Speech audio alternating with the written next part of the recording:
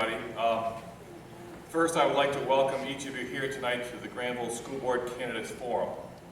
The numbers here tonight may be small, but I can assure you the issues and responsibilities of a school board member are not.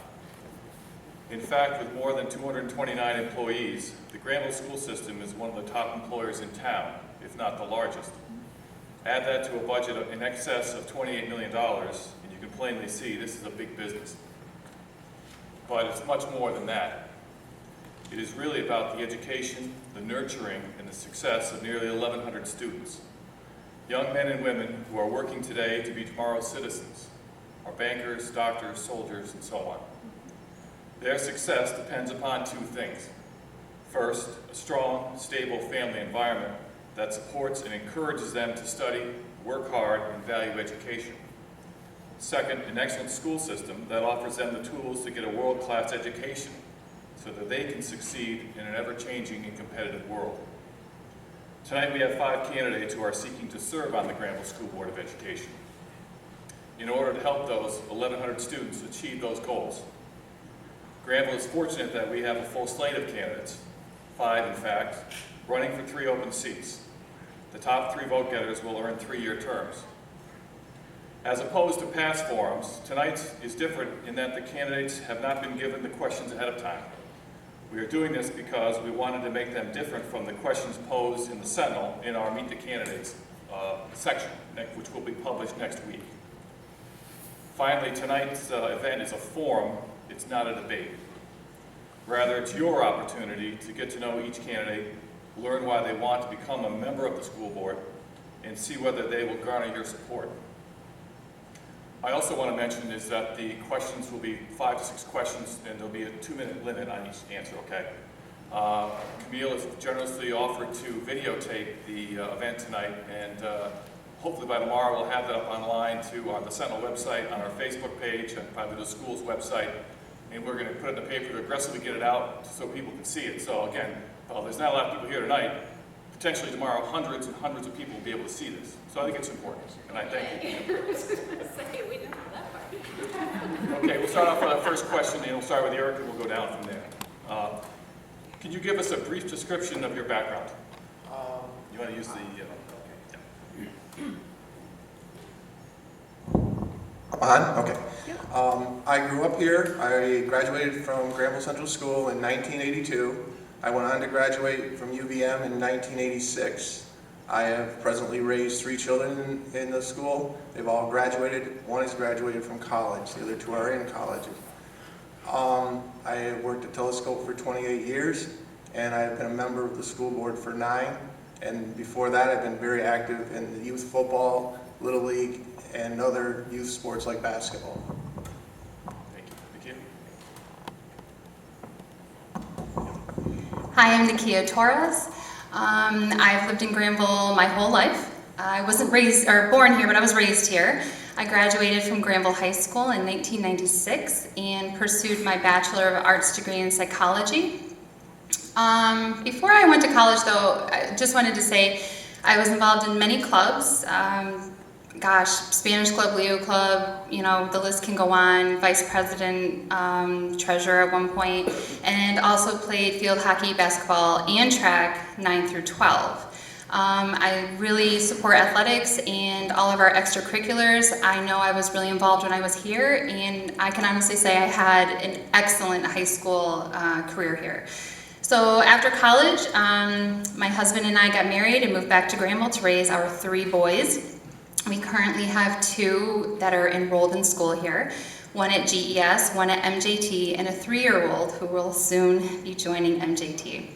I currently work for the Department of Corrections and Community Supervision. I'm a supervising offender rehabilitation coordinator, and what that means is I supervise 13 prisons in New York State, and I supervise their alcohol and substance abuse programs. I go all over the state, I visit them, and I create their policies and write their manuals and make sure they're running programs the way the state wants them to, I guess. I'm also up for re-election. I was in a 1-year term this year. I have already completed a 3-year term, so I'm completing my 4th. I would love to be re-elected. I think I have a lot to offer the district, and it's been a learning curve. It's very difficult, I think, when you don't work in a school system to come on board and learn everything that there is to know about the education field. I think the acronyms in and of itself took me 1 full year to learn. So I really do appreciate everything that everybody does that works in an education system. I'm also the president of our Athletic Booster Club here. It's a very newly formed club, and we're getting its feet off the ground, and it's a work in progress. So I have to put in a little plug about the club, but thank you very much. Ed? I'm Ed Vladica. I was born and raised in Granville. I graduated in 1986. I went on to University of Albany, got my Bachelor of Arts degree in 1990. Came back home and went to work with my partners to build a business over in Poultney. We now have operations in Poultney. We have them in Wells and in Granville. I have 2 boys in the school, 1 in 3rd grade and 1 in 10th. We're very active in the community. We're Little League coaches, basketball coaches. We're involved in the scouting programs. And I'm running again. So. Thank you. Audrey?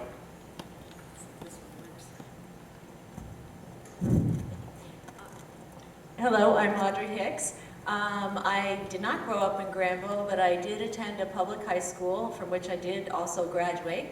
I went on to Smith College and received my bachelor's degree in mathematics. And then after teaching for a bit, I went on and got my master's degree in mathematics from Wesleyan University in Connecticut. I've taught at both the high school and the college levels. As well as I've coached equestrian sports of all different types, from small children through adult amateurs, as well as coached at both the high school and the college levels. Presently, however, I'm not using any of that, and I own and run a small commercial horse boarding and training facility, Birch Hill Farm, which we built in 2002. And I think that to be a school board member, getting a knowledge of education or having a knowledge of education and a knowledge of business, those are 2 very important aspects of being on the school board. It is running a business, as John noted, but you also have to have a feel for education and what it takes to educate kids in this day and age. So it's a balancing act, and I agree with Nakia that it does take a while to learn everything you need to know, and you continue to learn everything you need to know to be an effective school board member. I am completing my 12th year over, not consecutive, but the 12th year of being on the school board in Granville. I spread the 12 years out over the last 26 years, so it's been on and off. But that's given me a good perspective on different ways of being a school board member. Thank you. Dale? Hi, I'm Dale Buchero. I'm a transplant. I love my new home. I've been here since 2004. I graduated from Lakeland High School, which is in Westchester. I was very active in high school. I then went to SUNY Albany and Mercy College. I have a bachelor's in psychology. I continued additional credits in Spanish at Pace University. I've worked in a pre-Montessori school. I have worked in a private Catholic high school, and I also worked in the law library at Pace University. I've been around education probably my whole life. I was minoring in it when I first started my major. I've worked at the Capital District Psychiatric Center as a volunteer. Since I've been here, I've done a lot of volunteering, so I'm sure everybody knows who I am. I volunteered at the school. I volunteer at my church. I've worked PTA, book fairs, fundraisers. I've been a classroom chaperone. I have been your arts and education liaison since, I think, 2005. I've been on various committees. People have asked me to be on health and wellness. Let's see. the Pathways leadership team. Currently, I'm on the, what would you call us? The planning committee. I am a stakeholder on the Smart Schools Bond Act. I'm trying to think of some of the other things that I've done since I've been here.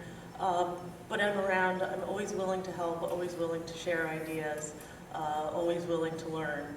So I would look forward to being on the board. Thank you. Thank you, Dale.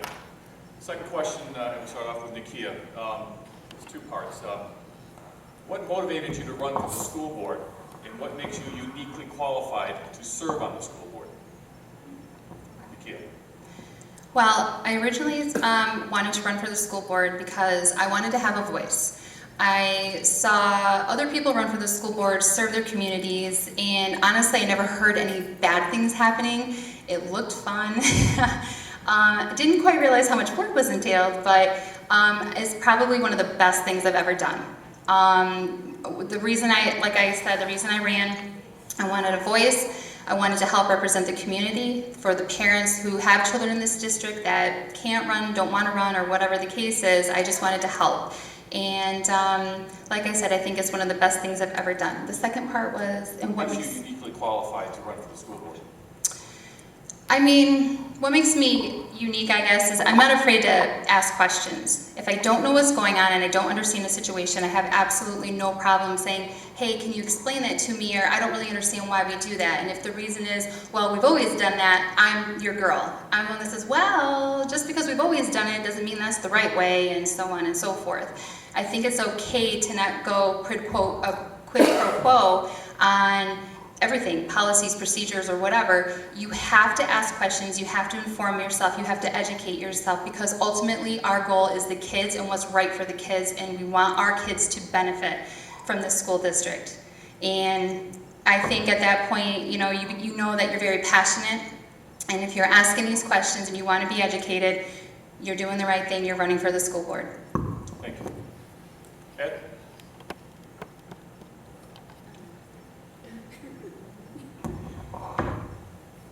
Well, what motivated me to run for the school board is I really believe that the school needs to be the centerpiece for our community.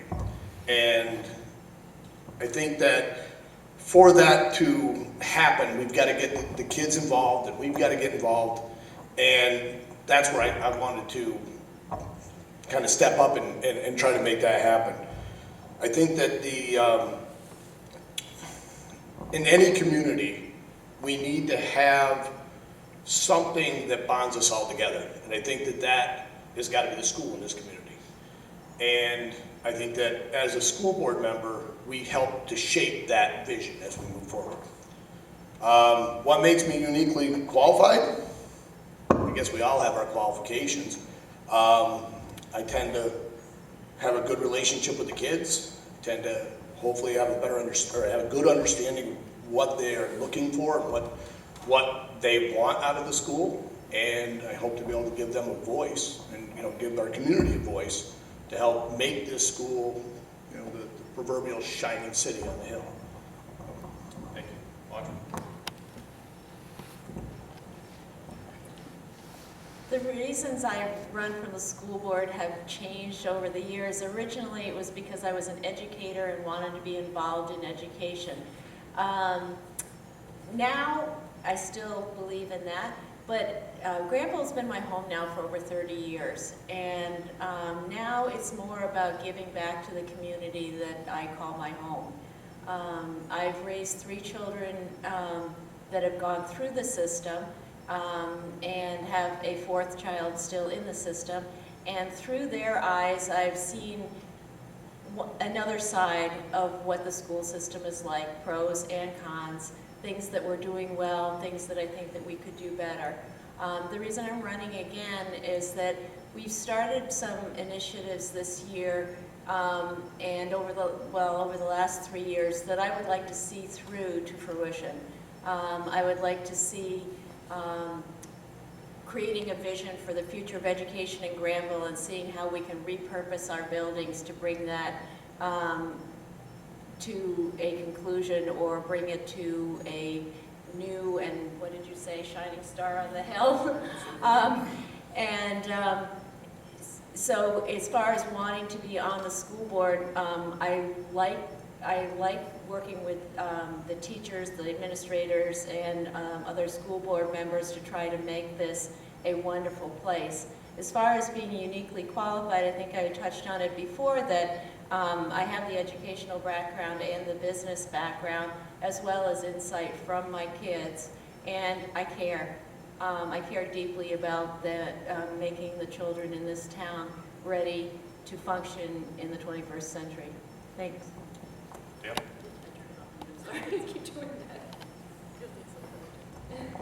Hi. Okay, so why am I running? Years ago, someone I knew here had told me that the schools, I was saying how wonderful it was, because when I was moving, I was paying so that my daughter went to a private school. And I had done my research on Granville and realized that we had a 14-to-1 teacher-student ratio. And I thought, wow, it's just like private school, except it's included in my taxes. So I was saying how great it was, and the person said to me, well, you do realize we're in a CINE school, which was a school in need of improvement. And I'm so proud to say I did my homework before I came, and we are in good standing. So a lot has changed, and the boards that have been here previously have worked hard to do that. So my gut feeling way back then was, this is a jewel that no one knows about. You know, you have small classrooms, you have teacher involvement, you have community involvement. So I still want to join the board to do good things. Those of you who know me, I am my child's advocate, so now I would like to be everyone's child's advocate. And the thing that's unique about me is I am currently a free agent. I resigned my position in December as a bookkeeper and an administrative assistant at the church. So I have a lot of time now. So I'm in a good position to take this on and continue to do my homework and learn about the board. Thank you. Kieran? The main reason for me running again is the kids. I've always been involved with, like I said, youth sports. It's very important to me that they all get the opportunity. Like Audrey said, we've got some initiatives started, but over the 9 years that I've been on the board, I've always been one for wanting stability. And I think we're finally getting to that point in this school where we've got some administrators and teachers, and we're getting a little more stability, which I think is the most important thing in the kid's life, okay? Lots of these kids, even in this small town, it's very guarded. The teachers are the most important people to these kids. Kids are very important to me, always have been very important to me. Like I said, my 3 kids are now grown, doing very well. There are opportunities here for every kid to do well. What makes me unique? We're all unique. I've got 9 years of experience. I'm pretty dedicated to this. I don't miss meetings. I work for the largest employer in the village. You know, we've suffered through the hard times. Financially is the biggest challenge that the school's got, will always have. And I think that I've got ideas there, and we've worked very hard the last few years to put ourselves in very good financial standing. So I guess that's what makes me unique. Very good. Thank you, Eric. Our next question, we'll start off with Ed. Ed, from your perspective, what do you see as our school's greatest strengths?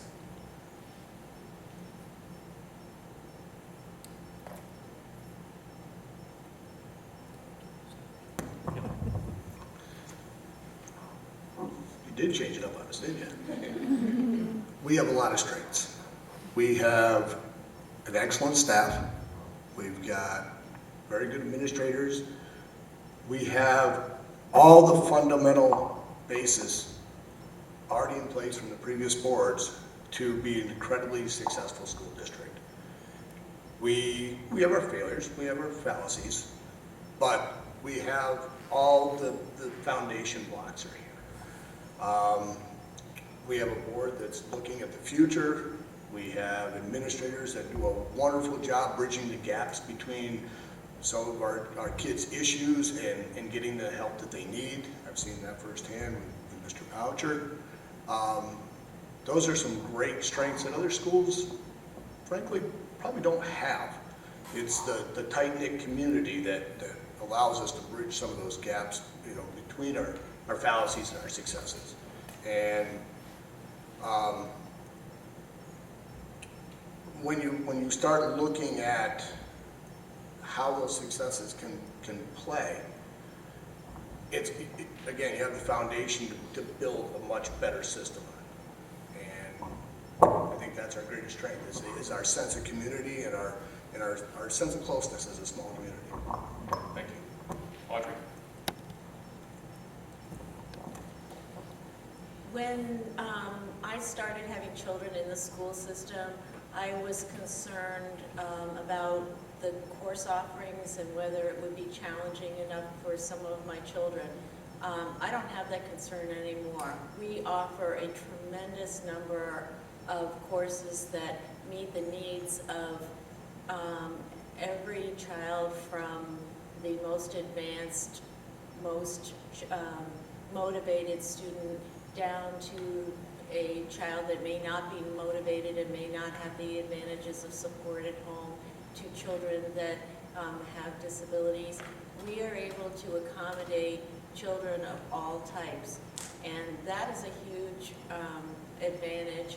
I think another advantage that we have is that we are financially in pretty good shape right now, which over the years has come and gone, but I know a lot of districts in the area are really struggling financially, and due to excellent financial management, our school is able to put forth a budget with a 0% increase and not lose any programs.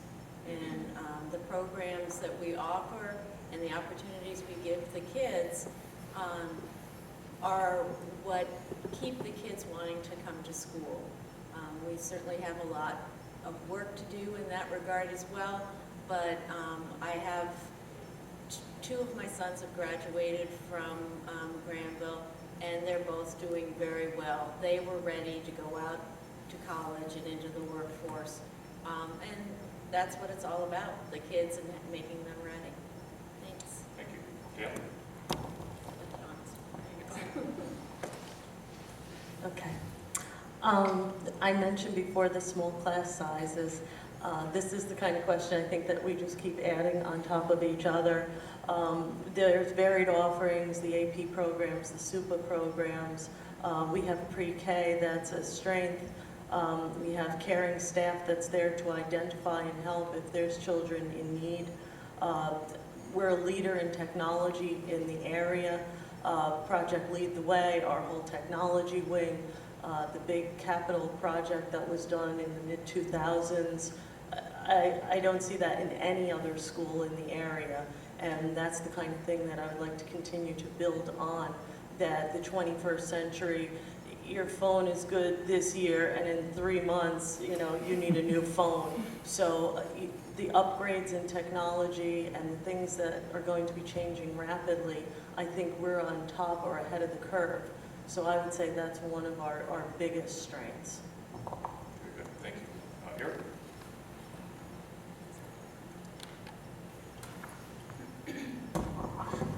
I think our biggest strength is community. You've ever had to raise money, people are more than willing to come and help. Like Dale was saying, we are financially sound as a district, but yet we still have the ability to have the technology department, the business department. We haven't gutted our school system.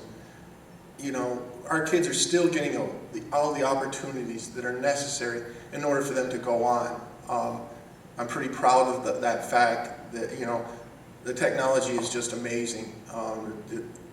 It gives opportunities to children that wouldn't have, okay? And a lot of kids have gone on to bigger and better things because of this, you know. I think that we always got to be very prudent and concerned with spending money, because we are a poor district, but we are rich in community, and I think that's the most important part. Thank you. Gail? Okay. Struggling there, sorry. What can I say? It's going to sound pretty mundane at this point because I'm the last one to go on this question and everyone's already said such awesome things, but I'm just going to have to piggyback. We live in a really great place. The town and the village have changed so much from when I was a little girl to what it is today. And you can contribute that to so many different things and so many different people's hard work and dedication. Our sense of community is tight. Excuse me. I don't know a lot of other communities in Washington County that are as thick as we are. And I think that shows a lot. I think we bleed blue and gold in this town. And I know for sure, if any of you sitting there, and including any of us up here, if someone were to talk, junk about Granville, then you better run because we're not having it. And I think that's the overall concept that, we try to say, we're Granville proud, and we do. We have so much to be proud of. Our town is beautiful, our village is beautiful, and we do so many neat community activities now. Also with the Pember and the Slave Valley Museum, and then we try to tie things in with the school. It's a really awesome network. I will say we have a fantastic infrastructure in this school system. Our technology and business department, like Eric just mentioned, are head and shoulders above what anybody else has, and we should feel really proud of that. And I know our kids are, and our kids are very pleased that they have the opportunity to do those things where other schools don't. And Eric and everybody else is right. We're giving our kids an opportunity to do different things and succeed at different levels, and you really can't compare that to anybody else. As far as, we offer so many different things: athletics, extracurriculars, clubs, leisure activities. We really cater to every student's needs in this town. And I really think that is something spectacular that we need to embrace. And like I said, we have the infrastructure and we're on the right path. And I think every year we should just be getting bigger and better, and just making those goals and moving forward. Thank you, Nakia. That was a pretty easy question. I'll make it a little harder. Okay, Audrey, you'll start off on this one. Oh, thanks, John. From your perspective, what do you see as the greatest weaknesses in our school system, and how would you address those?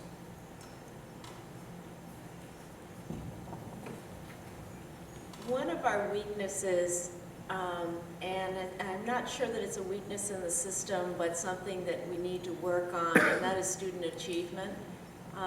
And we have made gains in that area, but we have a ways to go, and we're working toward it. Student achievement and getting students ready for the future, I think another place where we need to work toward is a vision for education in Granville, and how to use what we have to bring that vision to fruition. We struggle with achievement because we have some students that do not have the support at home, and that's a struggle. We struggle with achievement because some students are not motivated and don't want to stay in school. We need to work on keeping kids here. I think if we create a vision and create a school that's the center of the community, where people want to be, where kids want to be, we will keep kids in school, and we will be able to bring them along to graduate and be ready to either go into the workforce, the service, or college, or wherever it is that they may end up. Student achievement is something we need to work on, and not that we aren't, but we need to continue. Thanks. Thank you. Yeah.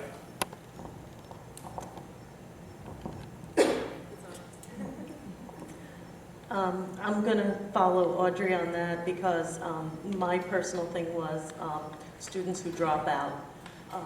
I find that even when it's just one, it's one too many. We are a small community. We should be in the best possible position to help a student. We should be doing more to identify that before they drop out. And when they've dropped out, I think we should still be in touch with them to see if they're under 18, if they want to come back to school. A lot of the students are under the impression that when they leave, they can get a job. But they don't know that if you're under 18, you can't operate a deli slicer, you can't work on a construction site. There's not many opportunities for you. And unfortunately, sometimes they have to drop out in order to find out that that's true, and then they don't want to come back. So that's my personal pet peeve, and that would be anywhere. It's not unique to our school district. It's just something that happens that I would like to work on. I also think that although we live in this great tight community, they're not here. And I would love to flash mob a meeting like this so that we had a ton of people in here who could, you know, listen to us and ask questions. I think we need to appeal more to the community and make them feel more welcome so that we have bigger audiences and bigger gatherings. Thank you. Thank you. Here. I think the most important thing is that our community has a very high rate of parents who didn't graduate from high school, which is very alarming. So there we have our dropout rate is almost the same percentage. Over the years, working with Mark and other board members, we've made a concerted effort to keep class sizes in the elementary, you know, the pre-K, the K, as small as possible to try to catch kids up to the same level. This year, we've also added the ability to increase the pre-K in our budget, because we had 6 kids left off last year. I think you've got to get that literacy, and we've hired some really good, you know, new administrators and teachers that are very, you know, fluent in the idea of literacy. You've got to catch these children up that are disadvantaged to the other children that are there. Like I said before, really our good kids have no problems competing, okay? But if we can get these other kids to compete with them and get the same opportunities, we can move the other kids along even faster. When we first heard of the Common Core, it was like a nightmare. The state did a poor job. It's not that the Common Core is bad. It's amazing what these kids are doing when they're pushed, okay? And they can be pushed even harder. But we've got to catch up that other bunch. And I really think the things we're doing with the pre-K and the smaller grade, you know, smaller class sizes, like Dale said, are very important in the lower levels to catch these kids up. Because, you know, if they're not reading by the 3rd grade, they're in serious trouble. And this has been very important to me. And, you know, as many hours with Mark and how passionate Mark can be with the education, you know, at the elementary level. Thank you. Okay. Okay, let me see. Just make sure I don't say what someone else has already said. I think I'll go with, I think a big problem that we're having in our district is with mental health and behavioral health issues. It's not just Granville, it's all over the Capital District. We see it in every school district. We are no different than anybody else. What is changing is our society. Our education is changing. Education is changing big time, and we are always in that game of catching up or keeping up with. And I honestly think Granville does a fine job of that. I will say that I come from that side of, I think we should be teaching the whole student. For me, I'm not a fan of standardized testing. I never have been. That could be, I'm not a very good standardized test taker, maybe that's why, but I don't think it's a true testament of someone's capabilities. I don't think it's a true testament of someone's intelligence. I think there's too much emphasis on testing and keeping up with educational norms and pushing for numbers and averages and grades. It's important, don't get me wrong, and I know we need it as a measurement tool. But if you teach the whole student in a holistic approach, you're teaching much more. You're teaching mindfulness. You're teaching that child or those children to live in the now, to not worry about what happened to them in their past and not to focus too far in the future. They focus on the now, they're in tune with their bodies, they're in tune with their school district, their community, and it's a holistic approach where that child is becoming one. So you're getting the grades and all the standardized test taking, but you're teaching them how to cope, how to manage under the stresses of life, because our kids are under so much stress these days, more so than I think any of us ever were. Our society has changed, education's changed, and we have to bring ourselves into the 21st century, and this is a very big movement that's happening right now, and I would love for us to be able to instill that here in Granville. Thank you. Ed. Well, I think those were all great answers, but I think my personal opinions, I think it comes down to getting the kids involved and getting them engaged. Every good salesman knows that the longer I can keep you in front of me, the better chance I have of selling your product. So we've got to give these kids a reason to come to school every day. We got to give them a reason to get in front of these teachers, get in front of these administrators, get in front of these coaches, so that we can sell them the product of an education, whether it be the education of our society, or be the education of the books that we're teaching, or the classes they're taking. How do we get these kids engaged? One idea is to have an honors room.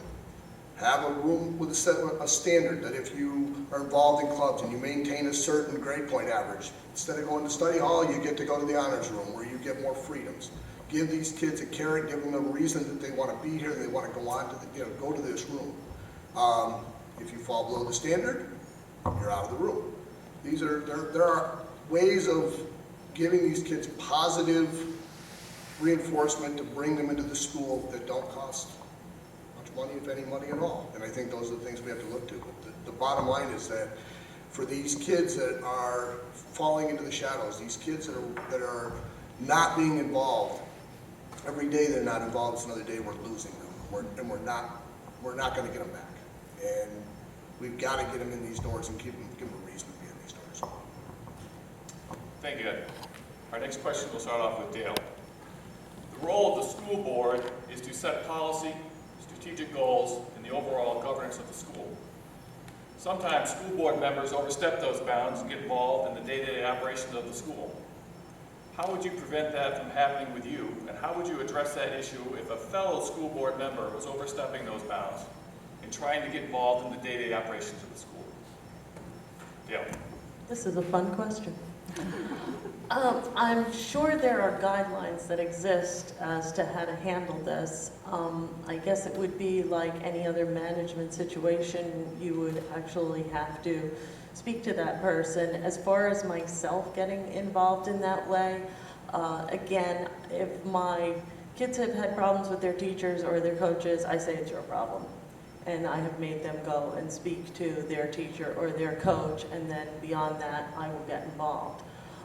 Because I don't want to be that parent.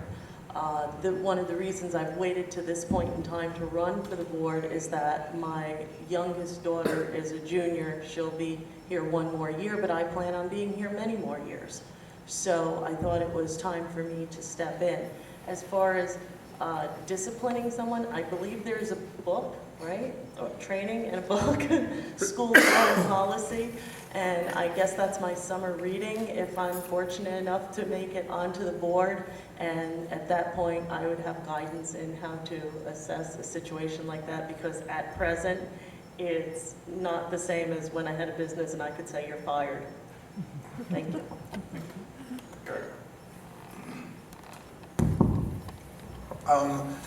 We all sign an ethics code each year. The meeting in July. I believe it's everybody's own ethics and how they present themselves and how they deal with the problems. As I believe that, I, like Dale, my children are grown, and I've never had an agenda. I never pushed my children, and anytime that a teacher that I needed to speak to a teacher, I tried to do it very inconspicuously. Like Dale said, part of teaching your kids to grow up is dealing with their own problems, and I think my three deal with their own problems well. I never really got involved for them. I do believe in getting involved for children, and now that I do not have, I've had some pretty interesting conversations with teachers and administrators. There's a fine line between being proactive, and educating yourself. We've got to be, it's a hard job to sit up here. There's so much to learn, and, we're not experts at education. We don't live in that world every day. These are the experts. Most of the experts are sitting in the front row. I love to talk to people, get their ideas, and use an educated, decision process to make an ethical decision. There's been times when, fellow board members have overstepped their bounds. It's a real fine line, because most of them were parents, okay? You know, you wear two hats. I no longer have to wear that second hat, you know, but there are a lot that have to wear that hat, and it is a fine line, okay? Because they are your children, and you're always going to want the best for them. But, Well, actually, Mark, we can hold out the rest of the night. We'll go quick. I'm not. okay, yeah. Are you done, Eric? We don't, I don't have Okay, no, we're good. You can't. The biggest part for a school board member is very simple. You have to be ethical. You have to maintain professionalism. If you have issues with other board members, there are avenues that you can use to discuss your issues with board members, but if it's other staff, again, there are protocols in place for that as well. I am a mother and I have 2 children at 2 different schools, and I have had issues come up. I have never and will never, ever use my position on the school board in any inappropriate way. That's not how I roll. I do hold myself in very high esteem as far as my ethics and my standards, and I don't want to be a hypocrite. I would never want to say, I don't agree that so-and-so does that, and then I go and do it. It's a small town, and people talk, and you have to maintain that professionalism. It's just the way it is. If you have issues, like I said, there's protocols, there's manuals, there's other things, there's other steps involved to help prevent that from happening, but I think that's all I have. Did I answer the question? You're good with it. Ed, thank you. Is it on? It is a delicate balance. My children aren't grown, so I am going to be down to the school as a parent. My wife's going to be down to the school as a parent, and we want the best education for our child. That's a real situation. As far as a board member goes, you have to maintain that separation. It's truly that simple. How do I deal with a person that oversteps that bound? Well, anybody that knows me I'm really shy, and I would probably have to find a way to get over that shyness to try to maybe address it with them straight. I guess conversation and try to lure them back over the line would be the best way to do it. Or get them with Dale's book. One of the two.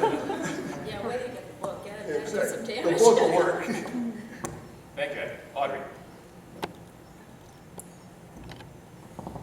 This is a tough one.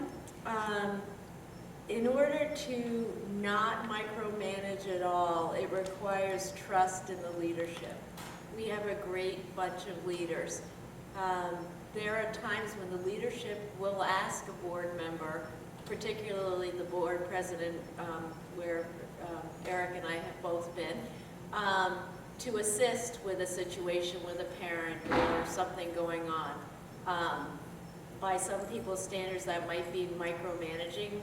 By other people's standards, it's you're doing your job as a board member. As far as dealing with having students, having your own children in the system, my opinion is that you always have your board member hat on. You never take it off. Even if you're talking to a teacher about your child, you're still a board member in their eyes. So you cannot really function as just a parent and say, okay, I don't have my board member hat on right now. It's always on. And that makes it difficult sometimes. There are times when I would have, if I wasn't a board member, I probably would have gone to see a teacher and said, would you consider this? What do you think about that? And express my opinion. As a board member, I don't do that. I encourage, if my children have had or do have troubles with a teacher or something going on in school, figure out what avenues that you can take to either speak with the teacher, or if you're not comfortable doing that, go to a guidance counselor, go to the principal, but chain of command. And that's important as a board member to remember there is a chain of command and to follow it. If a teacher complains to you, the first thing you do is say, did you speak with your principal? Did you speak with your superintendent? And on it goes. If a parent complains to you, same thing. Start with the teacher, then the principal, then the superintendent. And by the time it gets to the board, if it gets to the board, then we need to listen. We are here to represent the community and represent everybody in the community. And if people come to speak with us, we need to listen and then channel what we've heard to the appropriate places. Thanks. Thank you.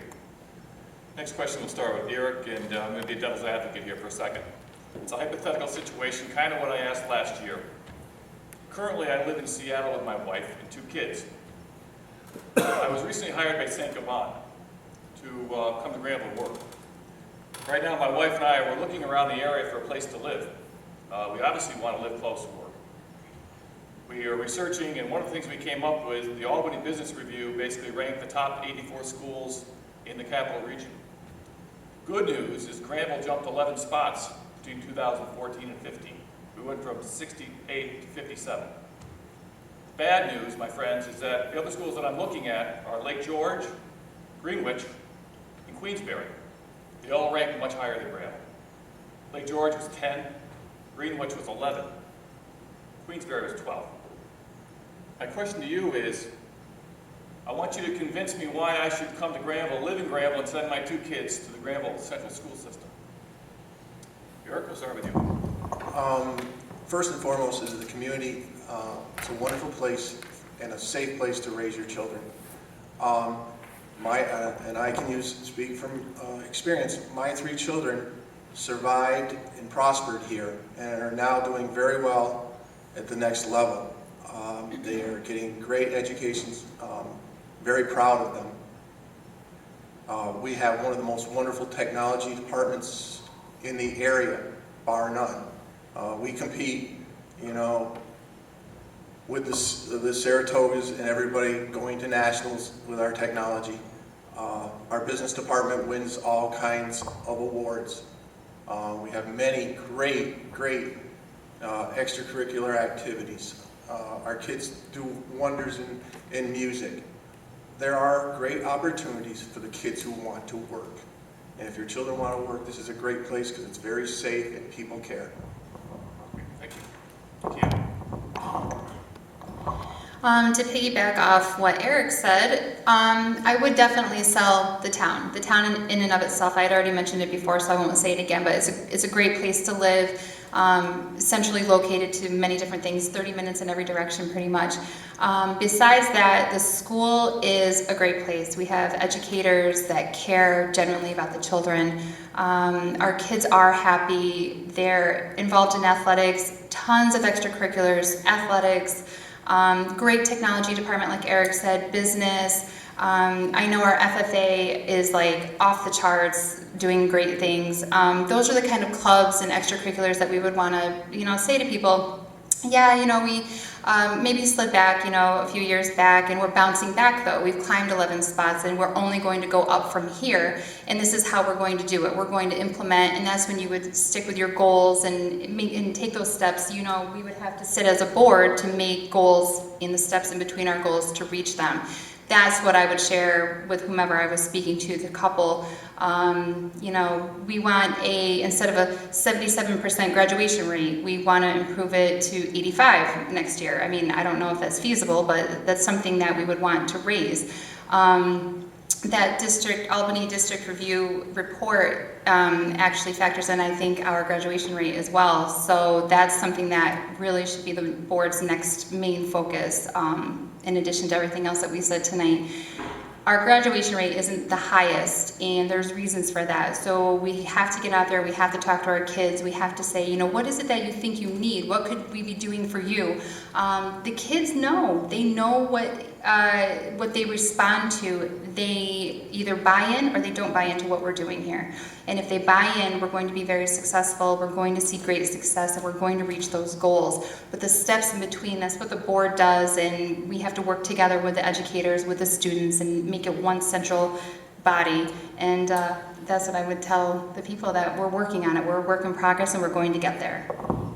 Thank you. Ed. Well, I would tell them that we're a tight-knit community. Our cost of living is much lower than our neighbors. We have an incredibly low crime rate. We don't have a lot of the problems that some of those communities may be having. We're an outstanding community. The school itself is financially solvent. We're getting better, and the best is yet to come. And you just keep selling all the progress that we're making. You know, your VEX program, your junior VEX program is doing outstanding. The technology department's doing wonderful. We just have to push our highlights and not focus on our negatives. Thank you. Audrey? Ditto to everything everybody else said. I agree, cost of living was one that I had as well.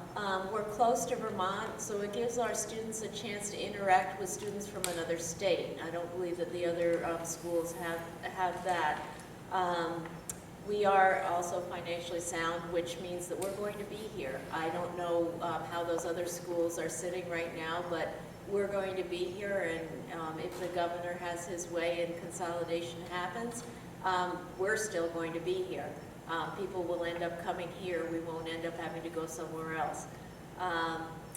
I have 4 children, the oldest of whom, for reasons that aren't really pertinent, decided to go to the Long Trail School for middle school and Burn Burton for high school. We offered that opportunity to our other 3 children. They all chose to stay here.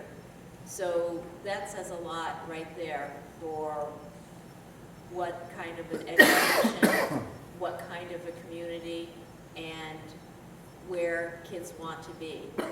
Do we have work to do to keep all kids wanting to be here? Yes, we do. But we are making progress, we are improving, and as Ed said, the best is yet to come. Thank you. Dale?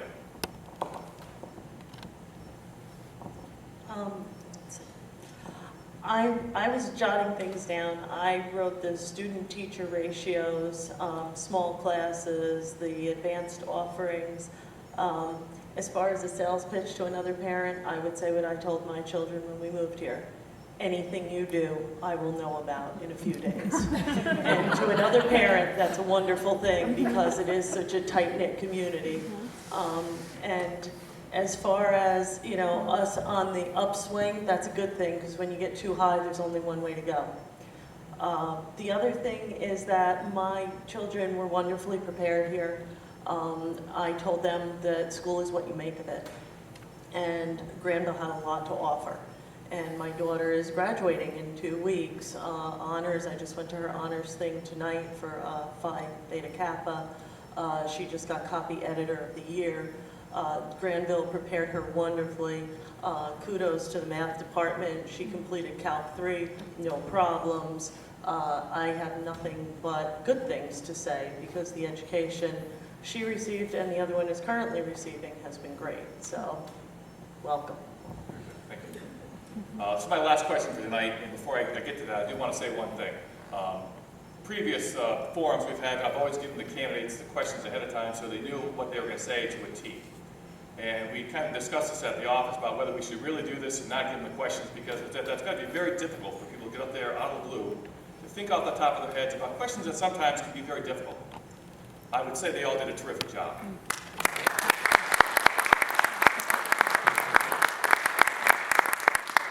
My last question is this. We're going to, in the Kia, you'll have it. Start off with 3 years from now, or 9 years from now, or 12 years from now, when you retire from the school board, what would you have liked people to most remember about your service to the Granville School and the community? Good question. Let me see. I think what I would say, as far as some type of a legacy that I could leave behind, is that it's okay to look at adversity in the face and stick out and make unpopular decisions, and it's okay. As long as you can lay your head and sleep, wake up the next morning knowing that you did the right thing for the right reasons, it's okay. You don't always have to be quid pro quo. You can be independent, and I think that's what I would do. I would want someone to know that it's okay to stick to your convictions and refuse to lower your standards. We don't want that to happen. We want only the best for our kids. They deserve it. Thank you. Ed?